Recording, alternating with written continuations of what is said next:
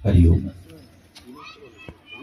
ओम पूर्णमदः पूर्णमिदं पूर्णात् पूर्णमुदच्यते पूर्णस्य पूर्णमादाय पूर्णमेवावशिष्यते। ओम शांति शांति शांति। मंचे उपविष्ट ज्ञानीगुणी व्यक्तिजन,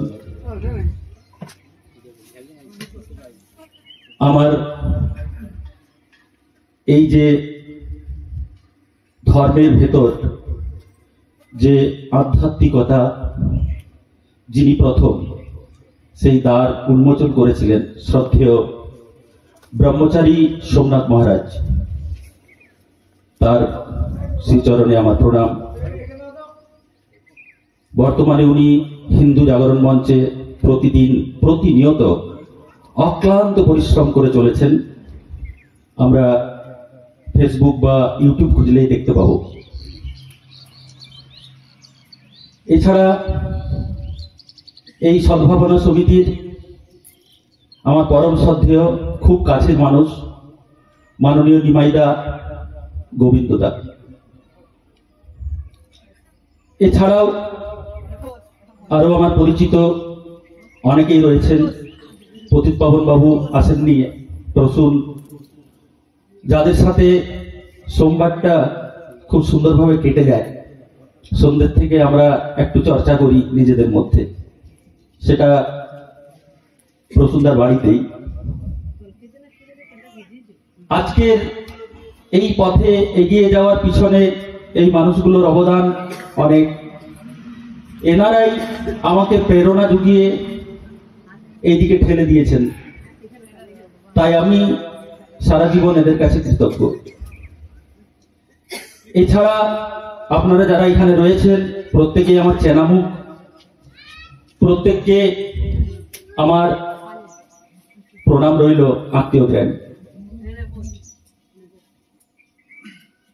নিমাইদা মোটামুটি আমার একটা বিষয় নির্ধারণ করেই দিয়েছেন, সেই বিষয়ের উপরেই দু চার কথা বলার চেষ্টা করব। যদি আপনাদের হৃদয়গ্রাহী হয়, স্বামী যোগীরাজের ইচ্ছা, তার আশীর্বাদ বর্ষিত হবে, আশা রাখি। জয় যোগীরাজ। দেখুন, সদ্ভাবনা, সৎসঙ্গ জিনিসগুলো বলার নয়, এই করার জিনিস। তাই দেখবেন একটা কথা রয়েছে, আপনি আচরি ধর্ম শেখাই অপরে। কোথাও কিন্তু বলা হয়নি যে বলে শেখানোর কথা, কোথাও বলা হয়নি পাঠ করে শেখার কথা। আমি আমার আচরণের মধ্যে ফুটে উঠবে ধর্ম, আমার আচরণের মধ্যে ফুটে উঠবে আধ্যাত্মিকতা, আর সেইটা দেখে আর একজন ব্যক্তি অনুপ্রাণিত হয়ে সেই পথকে তার জীবনেও চলার পথ করে নেবে, এটাই নিয়ম। কিন্তু বাস্তব জীবনে হয় উল্টোটা। আমরা বেশিরভাগই মুখে বলি ভালো ভালো কথা, কাজে বেরিয়ে আসে ঠিক উল্টোটা। দোষ দেওয়ার কিছু নেই, শুধু সচেতন হয়ে যাওয়া, এটা আমাদের প্রত্যেকের মধ্যে আছে। ছেলেটা যখন আমার কাছে এসে একটা মিথ্যে কথা বলে, আমি ওকে ধমক দিই, কেন মিথ্যে বললি বল, আগে মারতে যাই। একবারও নিজের দিকে তাকাই না, সকাল থেকে সন্ধ্যে পর্যন্ত নিজে কথাগুলো মিথ্যে বলেছি। আমিও তো ওই শাস্তি পাওয়ারই যোগ্য, আমাকে কে ধমক দেবে? তো যাই হোক, এই আলোচনায় প্রবেশ করার আগে দেখুন, জ্ঞান সংকলনী তন্ত্রে একটা সুন্দর কথা রয়েছে। কথাটা হলো কি, দেহস্থা সর্ববিদ্যাশ্চ দেহস্থা সর্বদেবতা, দেহস্থা সর্বতীর্থানি গুরু বাক্যে ন লভ্যতে। প্রথমেই বলি, সামনে বেশি লোক নেই তো ভয় পাওয়ার কিছু নেই। কারণ আপনারা জানেন মহাভারতে ধর্মের ধারে যুদ্ধ করার জন্য কজন দাঁড়িয়ে ছিল? 5 জন ভাই। অধর্মের ধারে দাঁড়িয়েছিল কতজন? 100 জন। অতএব ভয় পাওয়ার কিচ্ছু নেই। আমরা যদি 5 জন থাকি এটাই যথেষ্ট। আমরা 100 জন আমাদের পাশে আসুক তবে আমরা বলবান হব, এই চিন্তা ভাবনা আমরা রাখি না। এবং তিনিও গীতাতে বলে দিয়ে গেছেন, যিনি আমাদের আরাধ্য ভগবান শ্রীকৃষ্ণ, উনিও বলে দিয়ে গেছেন যে এই পথে খুব কম মানুষ আসবে, খুব কম। আবার যারা আসবে তাদের মধ্যে কোটিতে গুটি সঠিক পথে চালিত হয়ে উদ্ধার হবে। অতএব এ পূর্ব নির্ধারিত। যে কয়েকজন এসছি যথেষ্ট, অনেকে আছি ছড়িয়ে ছিটিয়ে, মাথা গুনলে অনেকগুলো দাঁড়িয়ে যাবে। তাহলে দেখুন, দেহস্থা সর্ববিদ্যাশ্চ, অর্থাৎ এই যে দেহটা ভগবান আমাদেরকে দিয়েছে, সমস্ত বিদ্যা লুকিয়ে আছে এই দেহের ভিতরে। আমাদের শাস্ত্রে রয়েছে 10 মহাবিদ্যা, এই শরীরের মধ্যেই আছে 10 মহাবিদ্যা। যারা তন্ত্র সাধনা করে তারা ওই এক একটা বিদ্যাকে জাগানোর চেষ্টা করে, তাদের মধ্যে বেশ কিছু সিদ্ধাই চলে আসে। দেহস্থা সর্বদেবতা, 33 কোটি দেবতাই আমাদের দেহের ভেতরে আছে। দেহস্থা সর্বতীর্থানি, অর্থাৎ আমরা এই যে তীর্থ করতে যাই বিভিন্ন জায়গায়, সমস্ত তীর্থগুলো রয়েছে আমাদের দেহের ভেতরে। কিন্তু কোনখানে কোন দেবতাটা রয়েছে, কোনখানে কোন তীর্থটা রয়েছে, দেহের কোন জায়গায় কোন বিদ্যাটা লুকিয়ে আছে আমরা কেউ জানি না। যিনি জানেন, যিনি জানেন, যিনি তাহাকে লাভ করেছেন, তিনি আরেকজনকেও জানাতে পারেন এবং তাকেও কি করে লাভ করতে হয় সেই রাস্তা দেখিয়ে দিতে পারে। সেই ব্যক্তিকেই আমরা বলি গুরু। তাই লাস্টে বলা হয়েছে গুরু বাক্যে ন লভ্যতে, অর্থাৎ গুরুদেব বলে দেবেন সেটাকে কি করে লাভ করতে হয়। তো গুরুদেব বলে দেন শিষ্যকে যে তার সে কি চাইছে, সেটা কোথায় আছে, কিভাবে সেটাকে লাভ করতে হয়। তার মানে এই যে দেহ, এই দেহের মধ্যেই সমস্ত রহস্য লুকিয়ে আছে। আবার দেখুন, রামপ্রসাদ তার গানে গাইছে, শ্যামা সঙ্গীতে তিনি বলছেন, মন রে কিসি কাজ জানো না, মন রে কিসি কাজ জানো না, এমন মানব জমিনে রইল পতি, আবাদ করলে হতো সোনা, মনে রে কিসি কাজ জানো না। কাকে বলা হচ্ছে যে তুমি কৃষিকাজ জানো না? মনকে বলা হচ্ছে যে মন, তুমি কৃষিকাজ জানো না। কেন তুমি কৃষিকাজ জানো না? না এমন মানব জমিন, অর্থাৎ এই যে সুন্দর মানব দেহ তুমি পেয়েছিলে, সেটাকে পতিত করে ফেলে রেখে দিলে, অর্থাৎ পোড়া, যেখানে আমাদের কোনো ফসল হয় না সেটাকে পোড়া বলি আমরা, পতিত জমি। আবাদ করলে ফলতো সোনা, অর্থাৎ এই দেহকে তুমি যদি আবাদ করতে তাহলে সোনা ফলতো। আবার দেখুন, আমি সব জায়গাগুলো থেকে একটু করে তুলে ধরছি কেন, দেখুন আগে এইটা মাথাতে এঁটে নিতে হবে। ভগবান নিজে গীতাতে বলছেন যে এই কুরুক্ষেত্র, যে কুরুক্ষেত্রে কৌরব পাণ্ডবদের মধ্যে ভীষণ যুদ্ধ হয়েছিল, সেই কুরুক্ষেত্রটা কোথায়? তিনি বলছেন ইদম শরীরম দন্তেয় ক্ষেত্র মিত্র বিধীয়তে। এই শরীরই ক্ষেত্র, যেখানে সদা সর্বদা আমারই যে প্রবৃত্তি পক্ষ আর নিবৃত্তি পক্ষ, সেই দুটো পক্ষের মধ্যে ঘোরতর কুরুক্ষেত্র যুদ্ধ চলছে। কুরুক্ষেত্র কেন? কুরু মানে হলো করা, কুরু মানে করো, কর মানে কর্ম, কর্ম, ক্ষেত্র মানে আমরা জানি একটা জায়গা। তাহলে এই দেহটা একটা ক্ষেত্র, যা কর্ম করার জায়গা। তার মানে গীতা বলুন, রামপ্রসাদী বলুন, আর জ্ঞান সংকলনী তন্ত্র বলুন, প্রত্যেকে একটা দিকে ডাইমেনশন করছে, সকলে একটা দিকে লক্ষ্য করতে বলছে আমাদিকে, সেটা হলো আমার এই শরীর। এর মধ্যেই সমস্ত রহস্য লুকিয়ে আছে। কোন মন্দির, মসজিদ, গির্জা, এর মধ্যে কোনো রহস্য লুকিয়ে নাই।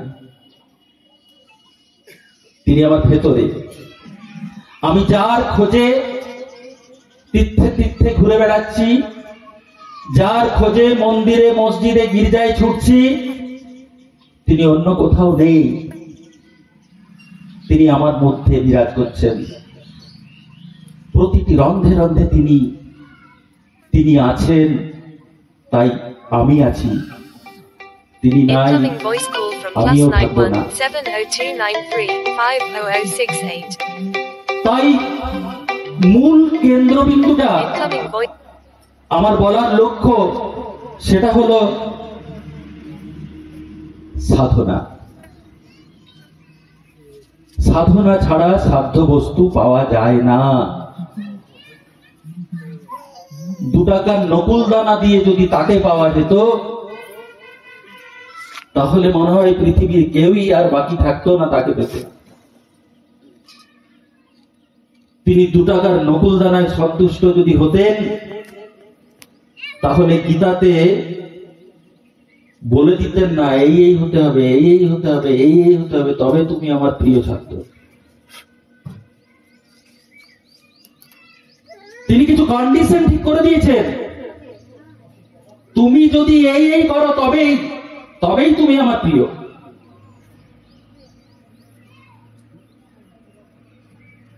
তবে কি আমরা পুজো করব না? অবশ্যই করব, পুজো করব। তিনি যেটা চান সেটা দিয়ে পুজো করব। নকুল দানার মাহাত্ম্য নেই। আমরা প্রসাদ একটা দিই, সেখানে যারা উপস্থিত হয় তাদেরকে দেওয়ার জন্য। ভগবান প্রসাদ খান না। আর ভগবান যেটা চান, যেটা খেতে চান আমাদের কাছ থেকে, সেটা আমরা দিই না। সেটা হলো শ্রদ্ধা আর ভক্তি। সামান্য জল দিয়েও পুজো হবে যদি শ্রদ্ধা ভক্তি থাকে। কিন্তু আজকে আমরা দেখেছি, পুজো করাতে গিয়ে যদি 2-4টা মেয়ে একসাথে পুজো করাতে যায়, হয় বইয়ের চর্চা কিংবা শাশুড়ির চর্চা, পুজো দিয়ে বাসনটার দিকে চর্চা, অর্থাৎ বাসনের দিকে দৃষ্টি, আমারটা কোন দিকে নামানো আছে এখনই হারিয়ে যেতে পারে। ভগবানের উপর ভক্তি কখন করবে? সময় কোথায়? সমালোচনা চর্চা করে ঘর চলে এলো, মনের মধ্যে কোন শ্রদ্ধা ভক্তি বেরিয়ে এলো না। অবশ্যই বৌদি গায়ে লাগছে, শুধু মেয়ে বলে দিচ্ছে, দুঃখিত আমি, ছেলে মেয়ে সকলেই। তো দেখুন, তাহলে তিনি যেটা চান সেটা আমাকে দিতে হবে। আমি দেখেছি বাড়িতে পুজোর জন্য ফল কাটছে, টিভিতে সিরিয়াল চলছে, মন কোথায়? সিরিয়ালে। দিয়ে হয়তো আঙুলটি কাটা যাবে একবারে টুক করে, কারণ একাগ্রতার সাথে কাজ না করলে সে কাজ সুন্দর হয় না। আর আমার তো মনই নেই ভগবানের প্রসাদ, মানে আমি যে তৈরি করছি সেই দিকে মনই নেই, আমি কাটতে হয় কেটে চলেছি। কোথায় শ্রদ্ধা, কোথায় ভক্তি? তাই দেখুন, আমার লক্ষ্য কিন্তু দোষগুলো তুলে ধরা নয়, দোষগুলোকে সরিয়ে গুণগুলোকে আনা। তাই আমরা যতক্ষণ তার জন্য কিছু করব, মনের মধ্যে যেন অন্য কিছু প্রবেশ না করতে পারে। যতক্ষণ তার কথা ভাববো, ততক্ষণ আমার ভেতরে যেন তিনিই থাকেন। আমি প্রসাদ করছি, তার কথা ভাবতে ভাবতে, তার নাম জপ করতে করতে গড়াই ভালো। আমরা কাশী তীর্থক্ষেত্রে পঞ্চকোশী যাত্রা আছে, কাশীটা পুরো ঘোরা, সেখানে 5টি জায়গা রয়েছে যেখানে যেখানে আমরা অবস্থান করতে পারি বিশ্রামের জন্য, 5টি মন্দির রয়েছে। তো সেটাকে বলা হচ্ছে পঞ্চকোশীয় যাত্রা। একটু আগেই বললাম যে এই সমস্ত কিছু রহস্য আমাদের কিন্তু দেহের মধ্যে রয়েছে। তো সেই পঞ্চকোশী যাত্রা আমরা বাড়িতে বসে কিভাবে করতে পারি আমি জানি না। যারা পঞ্চকোশী যাত্রা করে এসছে শিব মানে কাশীতে গিয়ে, তারা কে কে শিব লাভ করেছে আমি জানি না, তবে আমি গ্যারান্টি দিচ্ছি এখন যে পঞ্চকোশী যাত্রার কথা বলবো, এই যাত্রা যিনি করবেন তিনি শিবত্ব লাভ করবেন, 100% গ্যারান্টি। কারণ এটা তত্ত্ব। দুটো জগতের মধ্যে আমরা রয়েছি, একটা অন্তর্জগৎ আমার ভেতরে, একটা বহির জগৎ। কিন্তু আসলে দুটো জগৎ নয়, আসলে একটাই জগৎ। একং সদীপ্রা বহুধা বদন্তি, তিনি এক, বহু হয়ে আছেন মাত্র। আমরা দ্বৈতবাদের মধ্যে নিজেদেরকে রেখেছি মনকে, তাই আমার কাছে দুটো জগৎ মনে হচ্ছে, অন্তর্জগৎ আর বহির্জগৎ। আদৌ কিন্তু দুটো জগৎ নয়। আমি যদি এই দ্বৈতবাদ দিয়ে সাধনা শুরু করি, আস্তে আস্তে আস্তে আস্তে আমার মন বিশিষ্টাদ্বৈতবাদে যে প্রবেশ করবে, যখন মনে হবে আমি তারই অংশ, আর অবশেষে গিয়ে আমরা অদ্বৈতবাদে পৌঁছাবো, যখন গিয়ে মনে হবে অহম ব্রহ্মাস্মি, আমি তিনি। সেখানে গিয়ে এক হয়ে যাবে। তো এই যে বহির জগতে আমরা পঞ্চকোশীয় যাত্রা দেখছি, এটা অন্তর্জগতেরই রূপ। আসল তত্ত্ব অন্তর্জগতে। ভগবান এই যে মানব শরীর দিয়েছেন, এই মানব শরীর এক অমূল্য সম্পদ।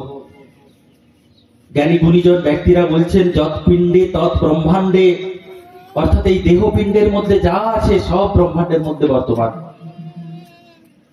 ব্রহ্মাণ্ডেরই যেন একটা জেরক্স কপি এই শরীর। তাই এই যে পঞ্চকোশী যাত্রা, আমাদের এই শরীর, আমরা যারা পড়াশোনা করেছি জানি, লক্ষ লক্ষ কোটি কোটি কোষ কলা দিয়ে তৈরি। গোবিন্দদা, এনাকে একটা চেয়ার দিন, বসুন বসুন।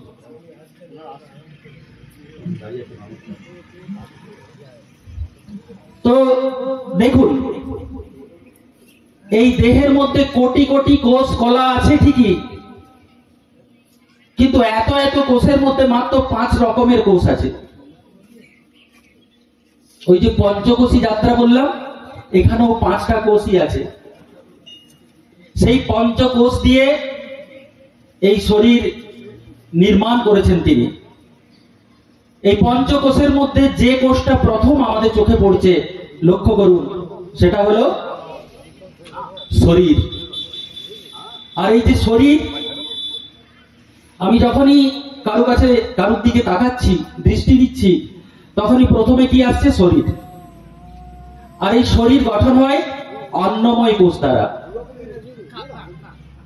এই যে অন্নময় কোষ, যারা অন্ন দ্বারা গঠিত হয়, অর্থাৎ আমরা যা খাবার খাই তা দিয়ে এই শরীরটা গঠিত হয়। এবারে ভাবুন আপনি, আমাদের খাদ্যটা কত সেনসিটিভের সাথে, কত সচেতন ভাবে গ্রহণ করা উচিত। কারণ আমি যা খাচ্ছি, যদি অখাদ্য কুখাদ্য বাজে খাবার খাচ্ছি, সেটা দিয়েও আমারই শরীরটা গঠন হচ্ছে। সামান্য আপনি বলুন, যারা ইট তৈরি করছে তারা মাটিটা যে তৈরি করে কত সুন্দরভাবে, আগে মাটিটার থেকে কোনো কুটি পড়ে থাকুক, পাথর পড়ে থাকুক, ছোট ইটের টুকরা থাকুক, বেছে দেয়, সুন্দর করে মাটিটাকে বেছে তারপর সেটা করে। কিন্তু সেটা যদি না করে, আর একটা আবড় খাবড় মাটিকে নিয়ে এলো, হয়তো সাথের মধ্যে পাতা টাতা অনেক কিছু আছে, কুটি মুটি আছে, তার সাথে পাথর আছে, সেটাকে নিয়ে ইটটা বানিয়ে দিল। সেই ইটটা কেমন হবে? কেমন হবে? কথা বলুন। ভালো হবে না। ঠিক আমরাও যে অখাদ্য কুখাদ্য গুলো খেয়ে নিচ্ছি, সেটা দিয়ে যখন কোষকলা গুলো তৈরি হচ্ছে, কেমন হচ্ছে, দিয়ে রোগে রোগে রোগে রোগে রোগে রোগে শরীরগুলোকে ছয় লাভ করে ফেলেছি। দুয়ারে দুয়ারে ডাক্তার এনেছি, দুয়ারে দুয়ারে ওষুধের দোকান তৈরি করেছি। এর থেকে মুক্তি পেতে গেলে এই পঞ্চকোষীয় যাত্রা করতে হবে। অন্নময় কোষ অর্থাৎ আমি কি খাচ্ছি, যা দিয়ে শরীর গঠিত হচ্ছে, সেই খাদ্যটা আমার কেমন হওয়া উচিত। প্রথমেই লক্ষ্য করুন আমরা খাই কেন, আমাদের খাওয়ার কারণ কি? শরীর নির্বাহ করা, শরীরটাকে বাঁচিয়ে রাখার জন্য খাই। কিন্তু লক্ষ্য করে দেখবেন বর্তমানে আমরা খাবার খাই শরীরকে বাঁচিয়ে রাখার জন্য নয়, জীবের রসনাটাকে পূর্তি করার জন্য। এমন খাবারগুলোকে বেছে নিয়েছি যা দিয়ে বেশ আমার জীবটা বেশ পরিপুষ্ট হয়, খেতে দারুণ লাগলেই হলো। সেটা ঘুগনি হোক, আলুর দম হোক, আর কষা মাংস হোক, খেতে দারুণ লাগতে হবে। সেই দারুণ খাবারটা খেতে লাগলো, ভেতরে গিয়ে যে কি সর্বনাশ করলো সেটার দিকে আমরা আর তাকাই না। তাই প্রথমেই আপনাকে তৈরি করতে হবে কোন কোন খাবারটা আমি খাবো আর কোন কোনটা খাবো না। এখানে সব পাওয়া যায়, এখানে পাওয়া যায় না এমন নয়। এখানে ফল পাওয়া যায়, এখানে বিষও পাওয়া যায় দোকানে। কোনটা খাবো আমি ঠিক করব। এখানে দুধ বিক্রি হয়, এখানে মদ বিক্রি হয়, কোনটা খাবো আমি ঠিক করব। আমি রোজ কষা মাংস দিয়েও ভাত খেতে পারি, আবার ভালো করে শাক সবজি দিয়েও ভাত খেতে পারি। কোনটা খাবো আমি ঠিক করব। দেখুন, খাদ্য নিয়ে বলতে গেলে এখনই পুরো খাদ্যটা নিয়ে বলতে গেলে এখন 2-3 ঘন্টা শুধু খাদ্য নিয়েই বলতে হবে আমাকে, তাহলে আমি আর ওই পঞ্চকোষ যাত্রা করতে পারবো না। তাই টাচ দিয়ে বেরিয়ে যাব। খাবার আগে দুটো জিনিস মাথায় রাখবেন প্রত্যেকে, খাবারটা যেন পুষ্টিকর হয় আর যেন সহজ পাচ্য হয়, আর কিচ্ছু না। যেটা খেলাম সেটার মধ্যে যেন পুষ্টিগুণ থাকে, কারণ আমি খাচ্ছি পুষ্টির জন্য, অর্থাৎ এই শরীরটাকে বাঁচিয়ে রাখার জন্য ভিটামিন, কার্বোহাইড্রেট, প্রোটিন, খনিজ লবণ, এরকম করে বেশ কিছু পদার্থ দরকার। আর সেগুলো যে যে খাবারের মধ্যে রয়েছে আমি সেগুলোকে গ্রহণ করব। আবার একটা খাবার রয়েছে যার মধ্যে প্রচুর প্রোটিন রয়েছে, সেটা হলো মাংস, কিন্তু সহজ পাচ্য নয়। আমরা মাংস খেলে সেটা শরীর থেকে বেরোতে 7 থেকে 10 দিন সময় লাগে। 7 দিন ধরে নাড়ির মধ্যে ওটা পচে। আস্তে আস্তে আস্তে আস্তে এরকম হতে হতে কি করলো, আগামী দিনে আপনি গ্যাসের পেশেন্ট, পেটে আলসার, অম্বল, বুক জ্বালা, গ্যাস। কে ডেকে এনেছিল? আমি। কেন? জীবটাকে সম্বরণ করতে পারিনি। খেতে ভালো লেগেছিল। আমার খুব ভালো লাগে গীতার ওই কথাটা, যে ইন্দ্রিয়গ্রাহ্য যে বস্তুগুলো অর্জুন, সেগুলো যদি তুমি গ্রহণ করো তাহলে প্রথমে দারুণ লাগবে মিষ্টি, কিন্তু পরিণামে বিষ। এর পরিণাম কিন্তু মারাত্মক।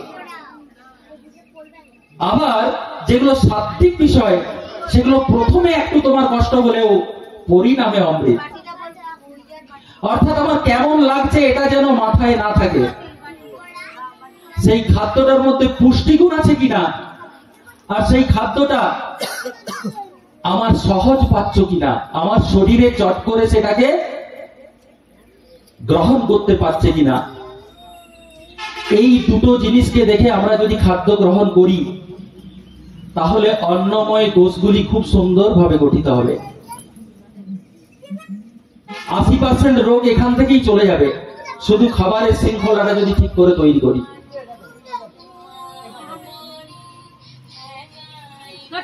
তাহলে এই যে অন্নময় কোষ যে খাদ্য দিয়ে গঠিত হয়, আর সেই জায়গাটাকে বিগড়ে দেয়, সেটা আর কেউ নয়, এই চারাগুলোর একটা জীব। এটাকে সংবরণ করতে হবে। যদি আমি এটাকে সংবরণ করতে পারি, এই বিপদ থেকে রক্ষা পেয়ে যাব। এরপর দেখুন, এই অন্নময় কোষের উপর দু চার কথা বললাম। দ্বিতীয়, একজন মানুষের দিকে আপনি যদি দৃষ্টি দেন, শরীরের পরেই যেটা দেখতে পাবেন সেটা হলো প্রাণ। মানুষটা নড়ছে চড়ছে, ঘুরে বেড়াচ্ছে। আপনি দেখে এক নজরে বলছেন মানুষটার মধ্যে প্রাণ আছে। প্রাণময় কোষ, যা দিয়ে পরমাত্মার সাথে প্রতি মুহূর্তে আমার কন্ট্যাক্ট চলছে। এই প্রাণ শ্বাসের মধ্য দিয়ে, আমাদের নাকের মধ্যে যে শ্বাস বইছে, সেই শ্বাসের মধ্য দিয়ে প্রতিনিয়ত যাচ্ছে ভেতরে, আবার বেরিয়ে যাচ্ছে। এই প্রাণময় কোষ অধিকাংশ মানুষের আজ দুর্বল। আপনি 100 মিটার এখনই একটু দৌড়াতে বলুন, দেখুন দম রাখতে পারবে না।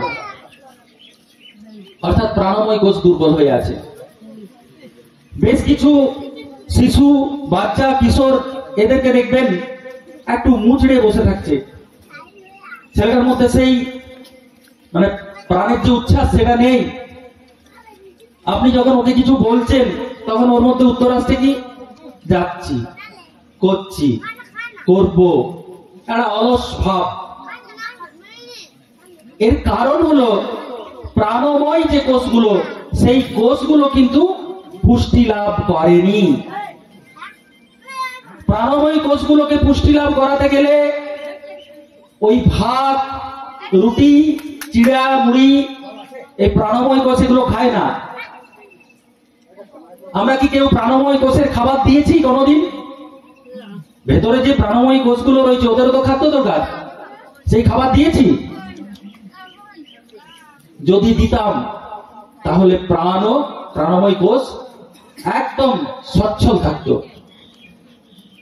তাহলে প্রাণময় কোষের খাবারগুলো কি না? প্রাণময় কোষকে সবচেয়ে সুন্দরভাবে রাখতে গেলে যেটা দরকার সেটা হলো প্রাণায়াম। প্রাণের আয়াম মানে বিস্তার। শরীরের মধ্যে যে প্রাণ শক্তি যাতায়াত করছে তা শরীরের রন্ধে রন্ধে গিয়ে পৌঁছানো। আমরা যেভাবে শ্বাস নিচ্ছি ছাড়ছি, তাতে করে শরীরের সমস্ত জায়গায় প্রাণ শক্তি গিয়ে পৌঁছাচ্ছে না। এটা শ্বাস নেওয়ার কৌশল নয়। শ্বাসকে পূর্ণভাবে গ্রহণ করতে হবে যতক্ষণ নিতে পারবেন, আবার পূর্ণভাবে ত্যাগ করতে হবে যতক্ষণ আপনার ভেতর থেকে সম্পূর্ণ বেরিয়ে না যায়। সেই মতো করে শ্বাসটা আমরা যদি চালাতে পারি সারাদিন, আলাদা করে প্রাণায়াম করতে হবে না। কিন্তু আমরা তো ওইভাবে অভ্যস্ত নই। তাই প্রাণময় কোষগুলোকে বিকশিত করতে গেলে আমাদেরকে প্রাণায়াম করতেই হবে। এবার প্রাণায়ামের কিছু কলা কৌশল রয়েছে, যে জানে তার কাছে দেখে নেবেন। আধ ঘন্টা হোক, 40 মিনিট হোক, একটু প্রাণায়াম করুন। যদি দুবেলা করতে পারেন তাহলে তো কোনো কথাই হবে না। অভাবে একবার অন্তত করুন। প্রতিটি কথা কিন্তু খুব মূল্যবান আপনার নিজের জীবনের জন্য। দেখুন, আমি সব জায়গাতে গিয়ে যা বলি শুধু বলার এইটাই চেষ্টা করি যেন জীবনমুখী হয়, যেন প্রতিটা কথা আপনার কাজে লাগে। আপনি এলেন এখানে, বেশ কিছু বড় বড় কথা শুনলেন, অমুক শাস্ত্র তুসুক শাস্ত্র, কিছু সংস্কৃতির শ্লোক, বাড়িতে গিয়ে সব ভুলে গেলেন, কোনো কাজে লাগলো না। এই রকম ধরনের প্রবচনে আমি বিশ্বাসী নই। তাই প্রতিটি কথা যেন আজই এখন থেকে আপনার জীবনে কাজে লাগে, তবেই আপনার আজকের এখানে এই প্রবচন শোনাটা সার্থক হবে। তো প্রাণায়াম এমন জিনিস, বলা হচ্ছে প্রাণায়াম ও মহাধর্ম, বেদান্নপ্য অগোচর, বেদেরও অগোচর। বেদ মানে হলো জ্ঞান, যা জ্ঞান দ্বারাও প্রকাশ করা যাচ্ছে না, এত কাজ তার। শুধু কি প্রাণায়াম না, প্রাণকোষের বিকাশ করার জন্য আরো আছে অনেক কিছু। আপনি যদি রোজ ছুটাছুটি করেন, প্রাণময় কোষগুলি বিকশিত হবে। ছুটলে কি হবে? আপনি শ্বাস বেশি নেওয়া ছাড়া করবেন, হার্টটা স্ট্রং হবে, ফুসফুসে বায়ু ধারণের ক্ষমতা বেড়ে যাবে, অটোমেটিক্যালি প্রাণ শক্তি তীব্র হতে থাকবে। যারা খেলাধুলা করে, বাচ্চাদেরকে খেলা থেকে বারণ করবেন না। এখন একটা ট্রেডিশন হয়েছে, বিকেলে টিউশনই দিয়ে দিচ্ছে অনেকে। আমি শিশু মন্দির থেকে বাড়িতে বাড়িতে যখন ভিজিট করতে যাই, বারবার মায়েদেরকে বলি বিকেলে টিউশন দেবেন না, খেলতে দিন ওকে, ওর শিশু বেলাটাকে নষ্ট করে দেবেন না, ও খেলুক। যত ছোটা দৌড়া করবে তত ওদের প্রাণময় কোষগুলো বিকশিত হবে। আমরা যদি ওম উচ্চারণ করি, এতেও প্রাণময় কোষগুলি বিকশিত হবে। এমনকি শিশুরা যে খেলাধুলা করে, kabaddi kabaddi kabaddi kabaddi, kit kit kit kit kit kit kit, এইগুলো করলেও প্রাণময় কোষগুলো বিকশিত হবে।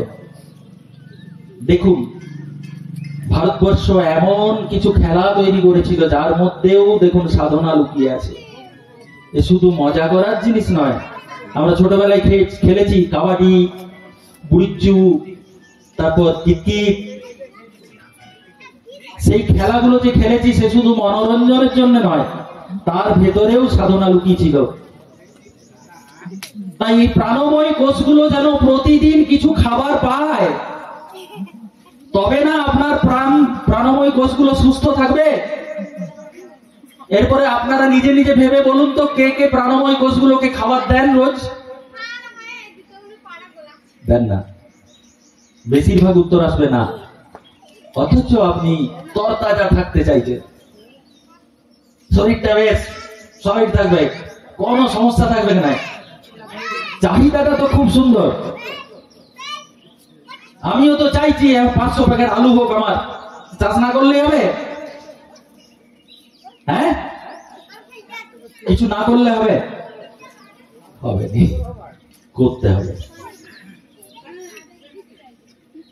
কষ্ট করতে হবে। কষ্ট না করলে কেষ্টকে পাওয়া যাবে না।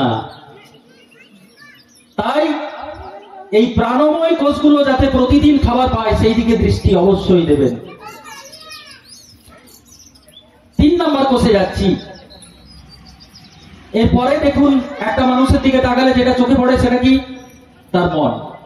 আমরা বলি এই ছেলেটার মনটা ভালো, ওর মনটা খুব চঞ্চল, ও একটু শান্ত মনের, ইত্যাদি। এই মনোময় কোষ, এর উপরে নির্ভর করছে ব্যক্তিটা ভালো না খারাপ। একটা মানুষ যত সুন্দরই দেখতে হোক না কেন, আপনি যত সুন্দরই একটা বউকে বিয়ে করুন, যদি তার মনটা খারাপ হয়, তাকে নিয়ে ঘর করা যাবে না। বা ঘুরিয়ে বলি, যদি কোনো সেরকম ছেলেকেও, সুপুরুষকেও আপনি বিয়ে করেন, আর তার যদি মানসিকতাটা খারাপ হয়, মনের মধ্যে যদি খারাপ খারাপ গুণ থাকে, তাকে নিয়ে ঘর করা যায় না। তাহলে মন একটা ভাইটাল পয়েন্ট, যা কিন্তু সমস্ত কিছুকে পরিচালনা করছে। আর এই মনোময় জগৎটাকে কেন্দ্র করে তাকে কি করে ঠিক করা যায়, সে মনোময় ব্যাপারটা কি, এই সমস্তটাকে কেন্দ্র করে এত সাধনা ভজনা, সাধন ভজন, যত কিছু উপনিষদ, বেদ, সমস্ত কিছু, আর ওই মনকে কেন্দ্র করে। কারণ আমাদের মন প্রচন্ড চঞ্চল, আর এই চঞ্চল মনের জন্য শরীরের ভেতরে যে সেন্সেশনের প্রবাহগুলো, সেগুলোকে এলোমেলো করে দিচ্ছে, যার ফলস্বরূপ শরীরে বিভিন্ন রকম রোগ সৃষ্টি হচ্ছে। তাই মনকে শান্ত করতে হবে। আর মনোময় কোষের সবচেয়ে উৎকৃষ্টতম খাদ্য হলো মন্ত্র। মনন্নাত্রায়তে ইতি মন্ত্র। এই মন, অর্থাৎ এই যে চঞ্চল মন, এ আমাকে ঈশ্বর থেকে আলাদা করে রেখে দিয়েছে। আমি যে তাকে পেয়েও পাচ্ছি না, তিনি আমার মধ্যে রয়েছেন, আমি অনুভব করছি, বুঝছি, কিন্তু দেখতে পাচ্ছি না, সেই মতো করে বুঝতে পারছি না। এর কারণ হলো মাঝখানে ঢালের মতো আড়াল হয়ে দাঁড়িয়ে আছে মন। আর সেই মনকে হাঁটাতে গেলে যা দরকার তা হলো মন্ত্র। এই মন্ত্র আমাকে সেখান থেকে উদ্ধার করতে পারে। তাই কিছু মন্ত্র নিজের জীবনে উচ্চারণ করুন। তার মধ্যে একটা থাকবে জপ মন্ত্র, জপ করার জন্য। জপ মানে আর কিছু নয়, একটা শব্দ বা একটা বাক্যকে বারবার বলার নাম জপ। আমি একটা কথাই বারবার বলছি, হরে কৃষ্ণ কৃষ্ণ কৃষ্ণ হরে হরে, হরে রাম রাম রাম হরে হরে, হরে কৃষ্ণ কৃষ্ণ বারবার বলছি ঘুরি ঘুরি। কিংবা ওম নমঃ শিবায়, ওম নমঃ শিবায়, ওম নমঃ শিবায়, ওম নমঃ শিবায়। বা গায়ত্রী বলছে ওম ভূর্ভুবস্সুঃ তৎসবিতুর্বরেণ্যং ভর্গো দেবস্য ধীমহি ধিয়া ন। বারবার ওটাই বলছি। একটাকে বারবার বলা, এর নাম জপ। এই মন্ত্র যত বেশি আমি আমার মধ্যে, আমার মনের মধ্যে যত বেশি এই মন্ত্র উচ্চারণ করতে পারবো, তত আমরা এই চঞ্চল মন থেকে নিষ্কৃতি পেয়ে যাব। আমরা দুঃখী কোথায়? দুঃখটা কোথায় বোধ হয়? মনে। কিংবা আমি সুখী, এই সুখ বোধটা কোথায় হয়? মনে। অর্থাৎ সুখ দুঃখ, পাপ পুণ্য, ভালো আছি খারাপ আছি, সবই মনে।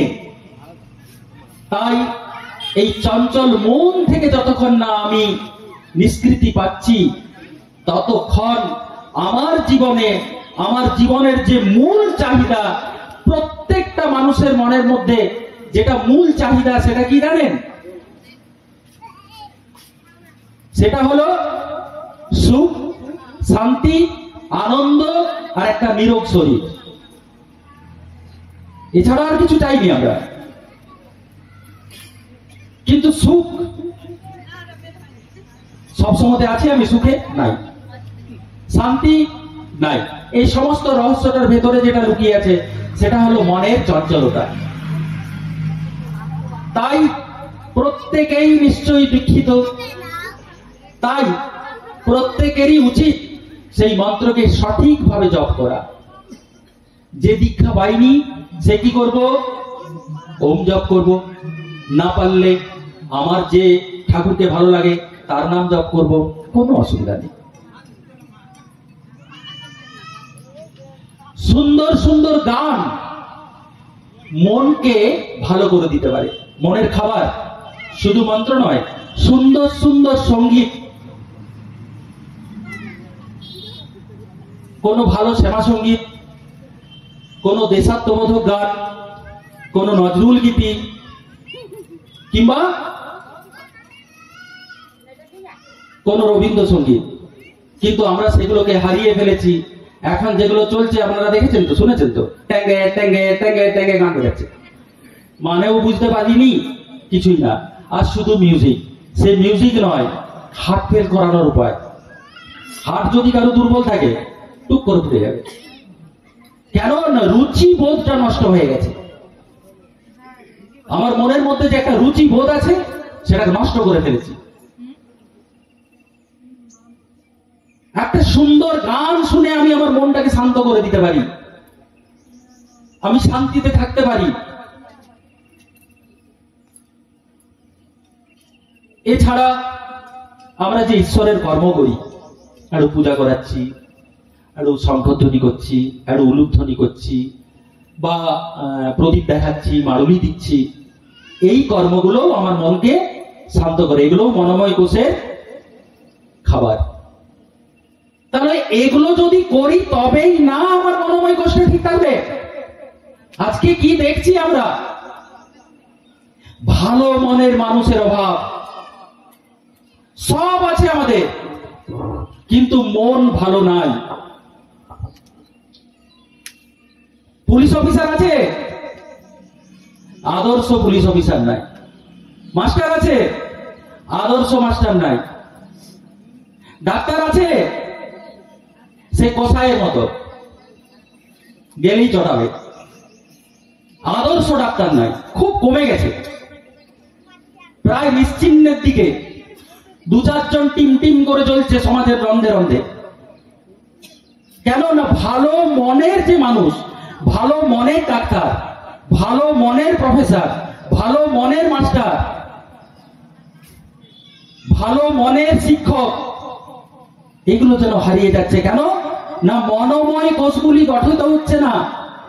মনোময় কোষগুলি গঠিত হওয়ার যে উপায়গুলি ছিল, মুনি ঋষিরা যেগুলিকে আবিষ্কার করে দিয়ে গেছিল, সেগুলিকে আমরা হারিয়ে ফেলেছি।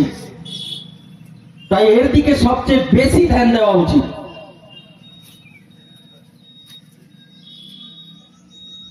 এরপর হলো বিজ্ঞানময় কোষ, 4 নম্বর। বিজ্ঞানময় কোষ মানে যেখানে আমাদের বিচার বোধ কাজ করছে। এই যে একটু আগে বলছিলাম না যে রবীন্দ্রসঙ্গীতটা শুনবো না ওই পুরুলার ওই গানটা শুনবো, বিচারটা যে করবে সেই বিচার করার যে ক্ষমতা হারিয়ে ফেলেছি। কোনটা ভালো লাগছে? পুরুল একটা ভালো লাগছে। দুধ ভালো লাগেনি, মদ ভালো লাগছে। অর্থাৎ ভালো ভালো যে জিনিসগুলো, সেগুলো আমার আজকে ভালো লাগছে না। কেন ভালো লাগছে না?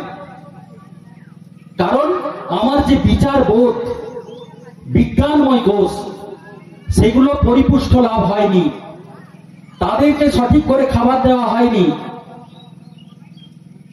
তাই এগুলোকে বিকশিত করতে গেলে যেগুলো দরকার, শাস্ত্র অধ্যয়ন করতে হবে। আমাদের যে ধর্মশাস্ত্র রয়েছে সেগুলোকে অধ্যয়ন করতে হবে,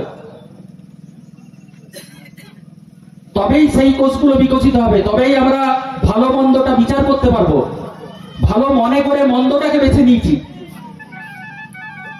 গোলমালটা ওইখানে, যে ছেলেগুলো আজকে রবীন্দ্রসঙ্গীত শুনতে পাচ্ছেনি, দোষটা ওইখানে লুকিয়ে আছে। তার যে বিজ্ঞানময় কোষ, সেই জায়গাটা ঠিক নাই। তাই তাকে দোষ দিয়ে লাভ নাই। তাকে ডেকে তার ওই কোষগুলো কি করে সুন্দর হবে, সচেতন হবে, সেগুলো পুষ্টি লাভ করবে, তার দিকে আমাদের ধ্যান দেওয়া উচিত। আর 5 নম্বর যে কোষগুলো রয়েছে আমাদের শরীরে, সেটা হচ্ছে আনন্দময় কোষ। দেখুন, আপনারা অন্য মনস্ক হবেন না। কমিটিতে যারা রয়েছেন তারা নিজের কাজ করছে, পরের যে প্রোগ্রাম রয়েছে সেটাকে ওনারা সাজানোর চেষ্টা করছে। আপনারা কেন ওদের দিক তাকিয়ে আছেন? আপনি আপনার কথা শুনুন। এটিও একটি দোষের। দেখুন, মনটাকে এদিকে রাখতে পারলেন না, চলে গেল ওইদিকে, চোখ ওইদিকে চলে গেল। কেন? মন স্থির নাই। তো আনন্দময় কোষ, যেটাকে কেন্দ্র করে আমাদের জীবনে বেঁচে থাকা, আমরা প্রত্যেকটা বিন্দুর মধ্যে আনন্দ খুঁজে বেড়াই। একটা মানুষও বলবে না, সে হিন্দু হোক, মুসলমান হোক, খ্রিস্টান হোক, পার্সি হোক, একটা কেউ বলবে না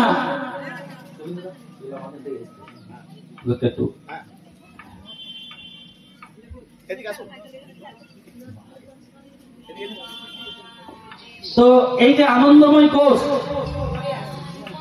এই আনন্দময় কোষ, দেখুন এখানে একটা খুব সুন্দর রহস্য লুকিয়ে আছে। খুব ছোট্ট করে বলছি, আমরা আনন্দ পাওয়ার জন্য কি করছি? ভালো ভালো খাবারের দিকে ছুটছি। টাকা টাকা টাকা, বেশি টাকা এলে বোধ হয় আনন্দ পাবো। টাকা পয়সা, ধন দৌলত, মান সম্মান, ভালো জামা, ভালো কাপড়, ভালো বাড়ি, ভালো গাড়ি, আমার মনে হচ্ছে এগুলো পেলেই আমি আনন্দে থাকবো। আচ্ছা, একটু লক্ষ্য করে দেখুন তো ওগুলো যার যার আছে আনন্দে আছে কিনা। যার গাড়ি বাড়ি টাকা পয়সা খুব আছে, তার সাথে একটু মিশুন ভালো করে, দেখুন তো কতটা আনন্দে আছে। দেখবেন আনন্দে কেউ নাই। আর এই আনন্দটা আমরা চারদিকে খুঁজে বেড়াচ্ছি। হরিণের নাভিতে যখন কস্তরী তৈরি হয় তখন একটা দারুণ সুগন্ধ হয়। সেই সুগন্ধটা হরিণ নিজেও পায়, পাওয়ার পরে গোটা বন খুঁজে বেড়ায় কোথা থেকে আসছে এই গন্ধটা, কোথা থেকে আসছে। গোটা বন খুঁজে বেড়ায়, শুকে বেড়ায় কোনখান থেকে আসছে গন্ধটা। আসলে গোটা বন খুঁজে বেরিয়েও লাস্টে হায়রান হয়ে খুঁজে আর পায়নি কোথা থেকে আসছে। আমরাও ঠিক তাই, আমরাও ওই আনন্দটা পাওয়ার জন্য কত জায়গায় না ছুটে বেড়াচ্ছি। কেউ তীর্থক্ষেত্রে, কেউ মন্দিরে, কেউ সৎসঙ্গে, কেউ একটু ব্রেক ড্যান্স দেখতে, কেউ অর্কেস্ট্রা দেখতে, কেউ যাত্রা শুনতে, কেউ একটু অন্য আসরে, শুধু ওই আনন্দটা খুঁজে বেড়ানোর জন্য। কিন্তু কোথাও নাই সেটা। সেটা আছে কোথায়? আমার ভেতরে। কিচ্ছু দরকার নাই আনন্দে থাকার জন্য, কিচ্ছু দরকার নাই। শুধু আমাকে কি করতে হবে না, আমার ইন্দ্রিয়গুলোকে অন্তর্মুখী করতে হবে। আমাকে অন্তর জগতের মধ্যে প্রবেশ করতে হবে, তাহলেই আমরা সেই আনন্দ পাবো। কোনো কারণের দরকার নেই, অহেতুকী আনন্দ, কোনো হেতুর প্রয়োজন নেই। সকাল থেকে সন্ধ্যে পর্যন্ত আপনি নিজেই বুঝতে পারবেন নি কোথা থেকে একটা আনন্দ আসছে। আপনার যেন মুখ দিয়ে সবসময় একটা হাসি থাকবে, ভেতর থেকে যেন আনন্দ উতলে পড়বে। অন্যরা জিজ্ঞাসা করতে পারে, কি রে, কি ব্যাপার এত আনন্দে? আপনি বলতে পারবেন না কেন এত আনন্দে আছেন। সেই যে আনন্দময় কোষ আমাদের প্রত্যেকের ভেতরে রয়েছে আত্মা রূপে, তাকে বিকশিত করিনি। সেই আনন্দময় কোষটাকে জাগানোর জন্য যেটা প্রয়াস, সেগুলো হলো কি না, এই সাধন ভজন, একটু শাস্ত্র অধ্যয়ন, একটু প্রাণায়াম, একটু জপ, একটু ক্রিয়াযোগ সাধন।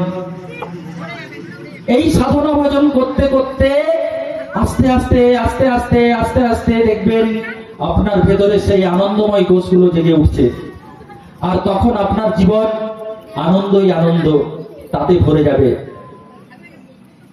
বাইরে কোথাও যেতে হবে না। আর সেই দিনকে আপনার এই যে পঞ্চকোষী যাত্রা, অর্থাৎ অন্নময় কোষ, প্রাণময় কোষ, মনোময় কোষ, বিজ্ঞানময় কোষ ও আনন্দময় কোষ, এই কোষের যাত্রা শেষ হবে। আর সেই দিনকে আপনি শিবত্ব লাভ করবেন, অরিজিনাল শিবত্ব, মূর্তিতে দেখা শিবত্ব নয়। আপনার মধ্যে তখন দেখবেন শিব ভাব চলে এসছে। এই হলো পঞ্চকোষীয় যাত্রা। প্রত্যেকে টুকটাক করে এর মধ্যে যুক্ত হন, ভগবানের জন্য নয়। আপনি ভগবানকে ডাকলে ভগবানের কিছু এসে যাবেনি।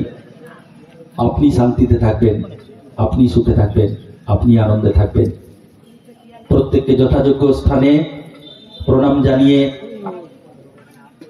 সর্বে ভবন্তু সুখিনঃ, সর্বে সন্তু নিরাময়া, সর্বে ভদ্রাণি পশ্যন্তু, মা কশ্চিৎ দুঃখভাগ ভবেৎ। সকলে সুখে থাকুন, সকলে শান্তিতে থাকুন, সকলে আনন্দে থাকুন।